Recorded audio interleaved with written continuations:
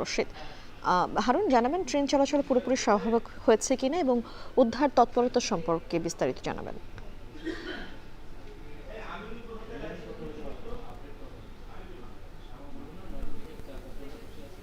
বগি লাইনচ্যুতির ঘটনা ঘটেছে এবং এর প্রায় ৩.৫ ঘন্টা পর ময়মনসিংহ জামালপুর এবং ঢাকা ময়মনসিংহ রেলপথে ট্রেন চলাচল শুরু হয়েছে। তবে এখন পর্যন্ত রিলিফ ট্রেনের যে বগিটি লাইনচ্যুত হয়েছিল সেটি উদ্ধার হয়নি। আমরা আছি খ্রিস্টপুর এলাকায়, এখানেই এই রিলিফ ট্রেনের একটি বগির ৪ চাকা লাইনচ্যুত হয় এবং এটি এখনও একই অবস্থায় রয়েছে।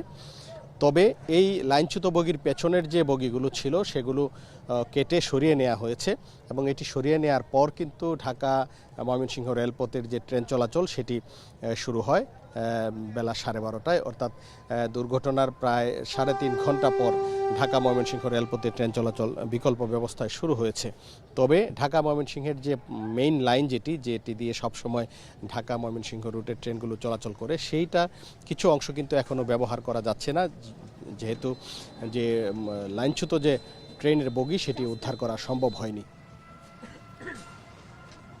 আমরা রেলওয়ে কর্তৃপক্ষের সাথে কথা বলেছি, তারা যেটি বলেছেন যে রিলিফ ট্রেনটি ব্রহ্মপুত্র এক্সপ্রেস ট্রেনটিকে নগরীর তিনকোনা পুকুরপাড় এলাকার যে বগি লাইনচ্যুত হয়েছিল সেটি উদ্ধার করতে যাওয়ার সময় 9:40 খ্রিস্টপুর এলাকায় এই রিলিফ ট্রেনের একটি বগি লাইনচ্যুত হয় এবং তখন এই লাইনচ্যুত বগিটি কেটে রেখে বাকি রিলিফ ট্রেনটি কিন্তু সেই ব্রহ্মপুত্র এক্সপ্রেস ট্রেনটি উদ্ধার করতে যায় এবং সেটির উদ্ধার কাজ শেষ হলে 12টার দিকে ট্রেন চলাচল শুরু হয়েছে ময়মনসিংহ জামালপুর রেলপথে। তবে আমরা যতটুকু জানতে পেরেছি সেই রিলিফ ট্রেনটি কিছুক্ষণের মধ্যেই এই রিলিফ ট্রেনের যে বগি লাইনচ্যুত হয়েছে সেটি উদ্ধার করার জন্য আসবে।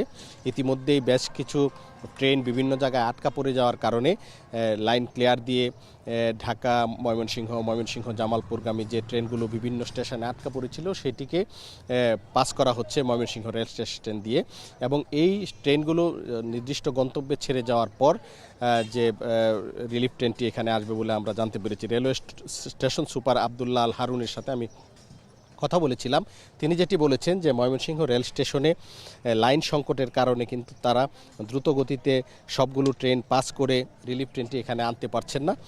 তো এখন যে ট্রেনগুলো আটকা আছে সেই ট্রেনগুলো বিভিন্ন গন্তব্যে চলে যাবে এবং সেগুলো যাওয়ার পরেই কিন্তু এই রিলিফ ট্রেন এখানে আসবে এবং এসে উদ্ধার কাজ শুরু হবে। তবে আপাতত ঢাকা ময়মনসিংহ রেলপথে এবং ময়মনসিংহ জামালপুর রেলপথে কিন্তু ট্রেন চলাচল স্বাভাবিক রয়েছে, বিভিন্ন গন্তব্যের উদ্দেশ্যে ট্রেনগুলো ছেড়ে যাচ্ছে। তবে কতক্ষণ নাগাদ ঠিক এই বগিটি উদ্ধারের রিলিফ ট্রেনের যে লাইনচ্যুত বগিটি উদ্ধারের কাজ শুরু হবে সেটি কিন্তু এখনও কেউ স্পষ্ট করে বলতে পারছেন না।